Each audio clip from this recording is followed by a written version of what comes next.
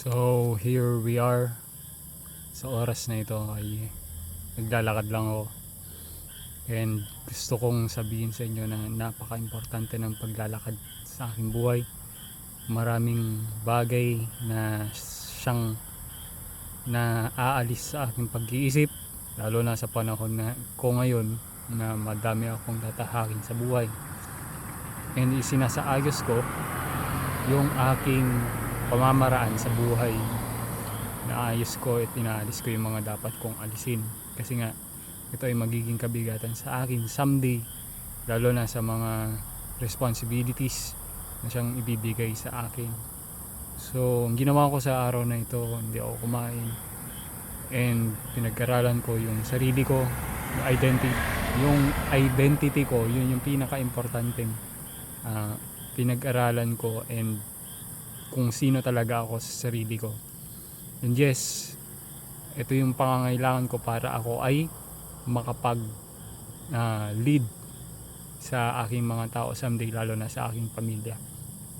Kaya naman ako sa oras na ito ay mas gusto kong mag-isa muna, kasi sa sarili ko ay gusto ko pang mas makilala yung sarili ko, para magkaroon ako ng sariling pananaw sa aking sarili, at kung sino ipapakilala ko at ihaharap ko sa mga tao.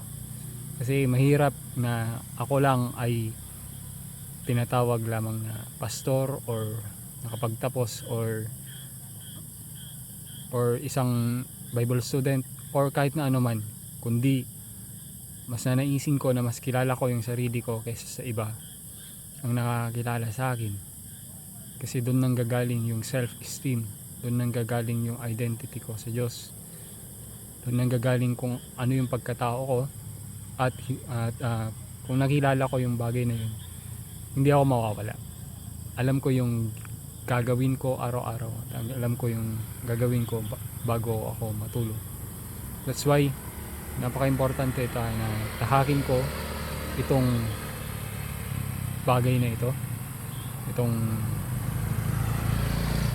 lakad na ito, itong laban na ito sa sarili ko.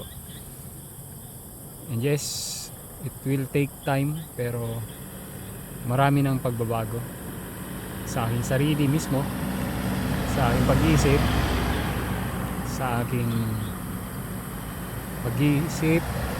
sa aking katawan din, sa aking paghinga, sa kabuuan ng aking buhay. Napakarami, ang dami ng pagbabago, pero gusto kong mas mapalawig pa ito, kasi yun ang napaka-importanteng bagay pa na mga dagdag sa akin. Napakadami kong blessings sa oras na ito, sa mga nagdaang araw, and gawa na din siguro ng pagbabago ko ng pag-iisip. Kaya naman gusto kong maipahayag to someday.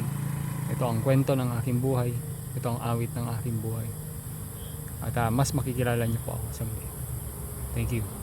God bless.